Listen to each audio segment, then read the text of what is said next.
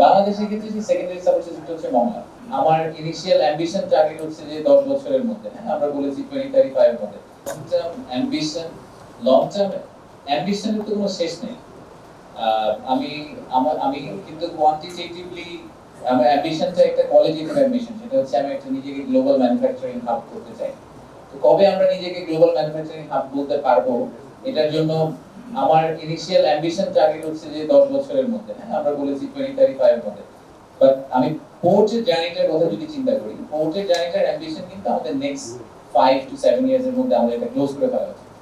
আমাদের 2025 এ বসে আছি, 2030-31 নাগাদ আমাদের এই বে টার্মিনাল মানে চিটাগং এর যে কয়টা পোর্ট আছে সবগুলো পোর্ট প্রিটি মাচ ফুলি অ্যাক্টিভেটেড হয়ে যাওয়ার কথা। সো আমরা যে 7.7 প্লাস মিলিয়ন টিইউ কথা বলছি, সেই ক্যাপাসিটিটা আমাদের 30-31 নাগাদ হয়ে যাওয়ার কথা।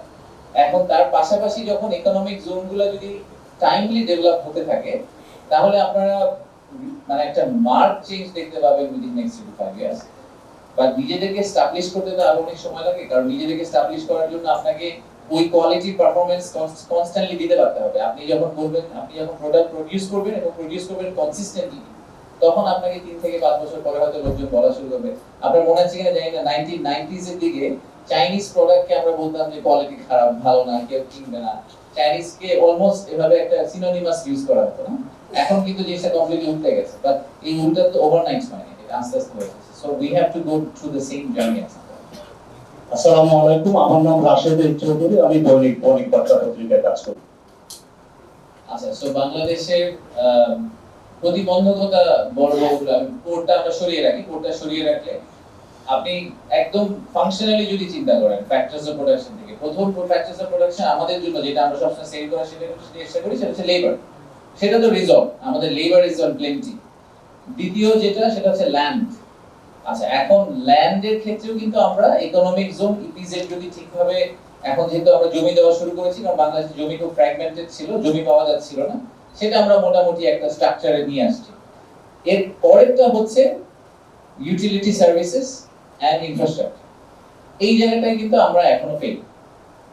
এখানে আমরা এখনো এক্সপেকটেশন বিদেশি ইনভেস্টরদের ক্ষেত্রে অ্যাটলিস্ট আমি বলতে পারি, এবং সেই সেম এক্সপেকটেশনটা দেশি ইনভেস্টরদের কাছ থেকে আমরা কনস্ট্যান্টলি শুনছেন যে আমরা গ্যাসের কানেকশন নাই, এটা নাই, ওটা নাই। হ্যাঁ, সো এই যে রিসোর্স যেগুলো আমাদের দেওয়ার কথা, এইটাতে আমরা এখনো we haven't tick the box. So এটা আমাদের একটা মেজর এজেন্ডা সামনে যাওয়ার জন্য। যে আমার কাছে গতকালকে আমাদের বিরার সাথে এবং বেজার সাথে একজন চাইনিজ ইনভেস্টর ফ্লাই করে এসেছেন শুধু 2 ঘন্টা আমাদের সাথে থাকার জন্য, কথা বলার জন্য। এবং ওনার ইকোসিস্টেমে আরো 3 জন ওনার সাপ্লায়ার আছেন। ওনারা সবাই জায়গা চান আমাদের কাছ থেকে, কিন্তু শর্ত হচ্ছে জায়গা আমি ওনাকে দিব, উনি কনস্ট্রাকশন শুরু করবেন, উনি 12 মাসের মধ্যে প্রোডাকশনে যেতে চান। আনফরচুনেটলি এরকম 100 একর জমি যেখানে আমি পানি, গ্যাস, বিদ্যুৎ, রাস্তা এবং 100 একর জমি দিতে পারি, এরকম জায়গা আপনি খুব বেশি বাংলাদেশে দিতে পারবেন না। এই মুহূর্তে সরকারের কাছে নাই, জাস্ট নাই। সো হাউ মানে disappointing and unfortunate is it যে আমার কাছে একজন ইনভেস্টর আসছে কিন্তু তাকে আমরা একটা লোকেশন দিতে পারছি না। সো চ্যালেঞ্জ কি দেখছি, এটা হচ্ছে আমার একটা বড় চ্যালেঞ্জ। আর একটা হচ্ছে যে সরকার কিন্তু সব ইনভেস্টরের কাছে একটা ব্ল্যাক বক্স এর মতো, সবাই বুঝতে পারে না যে এই ব্ল্যাক বক্স কিভাবে অপারেট করবে, এখন হাত ঢুকালে হাত থেকে কি, হাতের সাথে কি বের হয়ে আসবে। সো পলিসি কন্টিনিউটির কোশ্চেন আপনি করছেন, আমাদের পাবলিক সার্ভিসের কোয়ালিটি এবং করাপশন, এই সবগুলো ইস্যু কিন্তু মোস্টলি দেখেন আপনারা যে কমপ্লেইনগুলো করলেন তার একটা বড় অংশ হচ্ছে গভর্নমেন্টের সাথে, inter governmental public service related corruption complex. তো এই জায়গাটাতে এখনো কাজ করা মানে আনলিমিটেড অ্যামাউন্ট অফ কাজ করা বাকি আছে। সো আপনি যদি মেইন দুটো চ্যালেঞ্জ বলেন, আমি মনে করি সরকারের একটা হচ্ছে যে সরকারের যে ব্ল্যাক বক্স, এই ব্ল্যাক বক্সটাকে আমরা কতটুকু ট্রান্সপারেন্ট করতে পারি, এটা আমার একটা বড় চ্যালেঞ্জ। আর একটা বড় চ্যালেঞ্জ হচ্ছে যে ল্যান্ডটা সলভ হয়েছে কিন্তু সাথে ইউটিলিটি পার্টটা আমরা আসলে এখন রিজলভ করতে পারিনি, এটা আমাদেরকে আসলে রিজলভ করতে হবে। আমি জুবায়েদ, আমি যমুনা টেলিভিশনে কাজ করি। ধন্যবাদ। সো আপনার যদি মনে থাকে যে ইনভেস্টমেন্ট সামিটে আমরা 5টা থিম নিয়ে কাজ করেছিলাম, সাব থিম নিয়ে। 5টা সাব থিমের মধ্যে একটা কিন্তু ছিল এগ্রো প্রসেসিং, কারণ আমরা জেনুইনলি মনে করি যে বাংলাদেশের যে সার্বিক অবস্থা, সেই অবস্থায় এগ্রো প্রসেসিং এর যে কোনো, সেটা লোকাল ইনভেস্টর হোক বা ফরেন ইনভেস্টর হোক, তাদের এইরকম একটা বিজনেস মডেলে অনেক লাভ করার এবং ভালো রিটার্ন পাওয়ার সুযোগ আছে। সো আমরা এই আমাদের যে একটা এফডিআই এর ফোকাস, সেক্টরাল ফোকাস, এই সেক্টরাল ফোকাসের মধ্যে agro processing is one of them. So আমরা এটা কন্টিনিউ করব। আমরা যেসব পলিসি ডিসিশন নেওয়ার চেষ্টা করব সেটার মধ্যে এগ্রোকে আমরা ক্যাটেগরিক্যালি সবসময় প্রায়োরিটাইজ করার চেষ্টা করব। আর আপনি যেটা ওয়েস্ট টু পাওয়ার কথা বললেন, ওয়েস্ট টু পাওয়ার টেকনোলজি তো এটা নতুন কিছু না, বিদেশে সবখানেই হচ্ছে। In fact if I am not wrong, ঢাকাতে আমাদের ওয়েস্ট টু পাওয়ারের প্রথম প্ল্যানটা মনে হয় ঢাকাতে কমিশন হবে, বেশি দিন বাকি নাই, ওটার কাজ চলছে অলরেডি। সো আমার এক্সপেকটেশন হচ্ছে যে আগামী কয়েক বছরের মধ্যে সবগুলো সিটি কর্পোরেশনের জন্যই waste to power energy should be probably made a mandatory thing, যে প্রত্যেকটা সিটি কর্পোরেশনেরই ওয়েস্ট টু পাওয়ারের প্ল্যান থাকতে হবে। এখানে চ্যালেঞ্জ যেটা সেটা হচ্ছে ইকোসিস্টেমটা, কারণ এই ওয়েস্ট নিয়েও তো একটা ব্যবসা। তো এই যখনই আপনি একটা ওয়েস্ট টু পাওয়ার এনার্জি কোম্পানিকে নিয়ে আসবেন, তখন কিন্তু আপনার গ্যারান্টি করতে হবে তাদেরকে যে আপনি ওয়েস্ট সাপ্লাই করতে পারবেন, কারণ তো পাওয়ার প্রডিউস করতে পারবেন। ওয়েস্ট সাপ্লাই করার রেসপন্সিবিলিটি কিন্তু আমাদের, মানে সরকারের। তো ওয়েস্ট সাপ্লাই করার যে ইকোসিস্টেম, যে বিজনেস মডেল, ওখানেও তো একটা বিজনেস মডেল আছে, অনেকেই ওখানে ইনভলভ।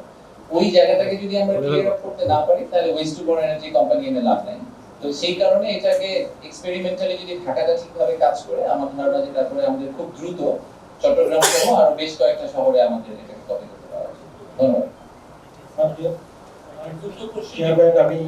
আপনি যদি এটা মানে আমাদের রোড নেটওয়ার্ক যথেষ্ট পরিমাণ না, এটা নিয়ে কথা হচ্ছে যে ঢাকা চিটাগং হাইওয়েটা 4 লেনের জায়গায় 8 লেন করা যায় কিনা, বা দোতলা করা যায় কিনা, এরকম বিভিন্ন প্ল্যান নিয়ে রোডস এন্ড হাইওয়েজ কাজ করছে। আমি জানি যে ফজল কবির স্যার এটা নিয়ে খুব সিরিয়াসলি দেখছে। তারপরে চিটাগং এর পরে হচ্ছে মাতারবাড়ি তো আরেকটু সামনে যেতে হবে। তো মাতারবাড়িতে যখন আমরা ডিপ সি পোর্ট করব, রেল নেটওয়ার্কে ওই পর্যন্ত টেনে নিয়ে করা হবে কিনা, নাকি ওখানেও রোড নেটওয়ার্ক করা হবে, এরকম বিভিন্ন ধরনের মাস্টার প্ল্যান নিয়ে কাজ চলছে।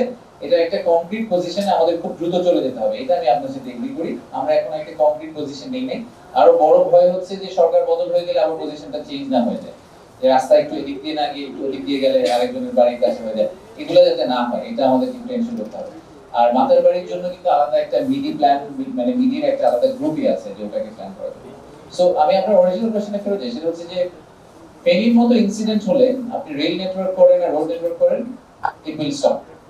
ওরকম ওয়ান অফ ইনসিডেন্টের জন্য আপনার একটা সেকেন্ডারি সাপোর্ট সিস্টেম লাগবে। বাংলাদেশে ক্ষেত্রে যে সেকেন্ডারি সাপোর্ট সিস্টেম হচ্ছে মংলা।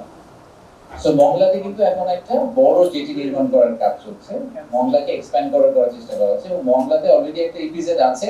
আমরা পাশে একটা সেকেন্ড চাইনিজ ইকোনমিক জোনের কথা চিন্তা করছি। So Mongla will be hour secondary support. যদি কখনো এরকম সিচুয়েশন আসলেই হয় যে ডাইভার্ট করতে হবে, তাহলে যাতে আমরা মংলা থ্রুতে ডাইভার্ট করে নিয়ে আসতে পারি। বাট আমাদের এটা মাথায় রাখতে হবে যে আপনি যদি ইকোনমিক জোনের কনসেন্ট্রেশন পয়েন্ট অফ ভিউ চিন্তা করেন, তাহলে কিন্তু চট্টগ্রাম বিভাগ will continue to have the highest density of production. তাই যদি হয়ে থাকে আপনার ফেনীতে একটা বন্যা হলেও you will still cover a huge chunk of population out of Chittagong. So Chittagong completely বন্ধ করে দিতে হবে এমন কোনো কথা নেই।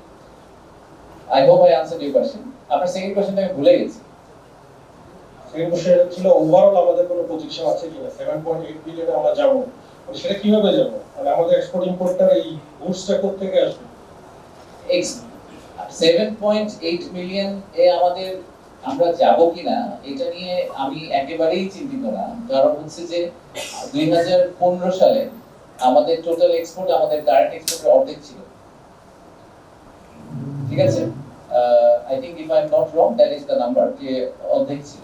সো এক্সপোর্ট যেই হারে বাড়ছে তাতে, আর এই আমরা তো রিসোর্স হেভি কান্ট্রি না, আমরা যাই বানাই বাংলাদেশে ম্যাক্সিমাম আমরা বাইরে থেকে নিয়ে আসি, তাই না?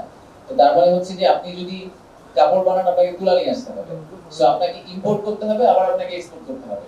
দুই ক্ষেত্রে কিন্তু টিইউ বাড়তে থাকে, অলমোস্ট এক্সপোনেনশিয়াল ইফেক্ট। তো আপনি ইম্পোর্ট করার সময় আপনি একটা কন্টেইনার আনবেন, বের করার সময় আবার একটা কন্টেইনারে বের করবেন। সো আমি যেটা নিয়ে বেশি চিন্তিত সেটা হচ্ছে যে আমাদের ডিমান্ড পিক করে যাবে, কিন্তু আমাদের ক্যাপাসিটি ওই সেম রেটে পিক করবে না। কারণ আমাদের তো আপনারা সবসময় দেখে আসছেন যে আমরা যে এডিপি দেই, আমরা যে 5 বছর মেয়াদী ইনফ্রাস্ট্রাকচার প্ল্যানগুলো করি, হিস্টোরিক্যালি বাংলাদেশ যা করে আসছে, আমরা যে প্রজেক্ট প্ল্যান করি তার 50% আমরা ওই বছর কমপ্লিট করতে পারি না। তা আমাদের প্রজেক্ট কমপ্লিশন কোয়ালিটি কিন্তু is not the most efficient, সময় লেগে যায়। সময় লেগে গেলে তার মানে কি হবে যে আমাদের ডিমান্ড বাড়ছে কিন্তু আমি পোর্ট রেডি করতে পারি না, তখন একটা বটলনেক তৈরি হবে। That is my biggest fear. ওইটা যদি না হয়, আগে পোর্ট ক্যাপাসিটি তৈরি হয়ে যায়, that's a very good sign. Ashiq ভাই, আমি এটা কিভাবে আপনার একটু বোঝাচ্ছি, আপনি যে বাজার ফর্মুলেশনের সাথে নিশ্চয়ই আপনার একটা বিগ ফেয়ার থাকবে। এই যে আপনার ইউটোপিয়ান প্ল্যান করা হয়, আনরিয়ালিস্টিক প্ল্যান, আপনি বলছেন যে এডিবি বাজেটের ব্যাপারে আপনারা এবার তো সালাউদ্দিন স্যার আমার ওনার ব্যাপারে অনেক অনেক রেসপেক্ট, এবং আমার মনে হয় যে উনি খুবই একটা প্র্যাকটিক্যাল বাজেট করার চেষ্টা করবেন। ইন্ডিয়ান গভর্নমেন্টের পক্ষে ইন্ডিয়ান গভর্নমেন্টের জন্য আসলে একটা বড় বাজেট করা এমনি সেন্স মেক করে। সো আপনারা এবার রিলেটিভলি অনেক বেশি প্র্যাগম্যাটিক একটা বাজেট দেখতে পাবেন। আমরা এটাও চেষ্টা করছি যে বাজেট সাপোর্টের ক্ষেত্রে যতটুকু সম্ভব বৈদেশিক সাহায্য যাতে কমিয়ে নিয়ে আসা যায়। কারণ আপনি ইনফ্রাস্ট্রাকচার ইনভেস্টমেন্টের জন্য আপনি বাইরে থেকে লোন নেন, that is fine, that's okay. But নিজে চলার জন্য যদি আমি এখন বাইরে থেকে লোন নিয়ে নিজে চলি, that's not a good idea, right? মানে আমাদের যতটুকু ট্যাক্স ইনকাম হয়, আমাদের যেটা রেভিনিউ, সেটার আমাদের এক্সপেন্ডিচারের তো একটা ম্যাচ থাকতে হবে। যদি আমরা কনস্ট্যান্টলি ধার করে করে স্পেন্ড করতে থাকি, তাহলে তো এটা this is not the right way to go. So আমরা চেষ্টা করব যে একটা অলমোস্ট একটা মডেল বাজেট করার জন্য এবার, যাতে ভবিষ্যতে সরকাররা, পলিটিক্যাল গভর্নমেন্টরা যাতে ওই বাজেটটাকে একটা বেঞ্চমার্ক হিসেবে নেয়। আর আপনার সেকেন্ডারি পয়েন্টটা আমি একটু ফিরে যাবো আমার অরিজিনাল পয়েন্টে, সেটা হচ্ছে যে আমাদের চেষ্টার কোনো অভাব থাকবে না, but the entire community needs to come together. এই নেক্সাস ব্রেক করার জন্য আপনাদের সবার সাহায্য লাগবে। তা না হলে এটা আমরা একা চেষ্টা করে মানে উইল গো নোওয়্যার। আমরা এটা অনেক জায়গায় ফেস করেছি লাস্ট 6, 7, 8, 9 মাসে। whole of the country, মানে not even whole of the government, the whole of the social community যদি একসাথে না এসে ব্রেক করার চেষ্টা করে, তাহলে ব্রেক করা খুব ডিফিকাল্ট। আপনাদের জন্য, আপনারা ম্যাক্সিমাম চিটাগংয়ের মানুষ, তো আপনাদের জন্য চট্টগ্রাম আমি sure it's very close to your heart. So আমার রিকোয়েস্ট থাকবে যে আমরা কিন্তু জেনুইনলি মনে করি যে Chittagong is the crown Jewel আমাদের জন্য। হ্যাঁ, চিটাগংকে সেন্টার করে পুরো প্ল্যানটা করা।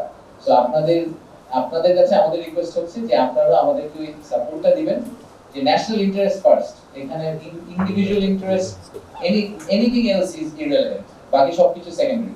সো ন্যাশনাল ইন্টারেস্টকে ফোকাস করে আপনারা যদি সাপোর্টটা করেন, we will try our best.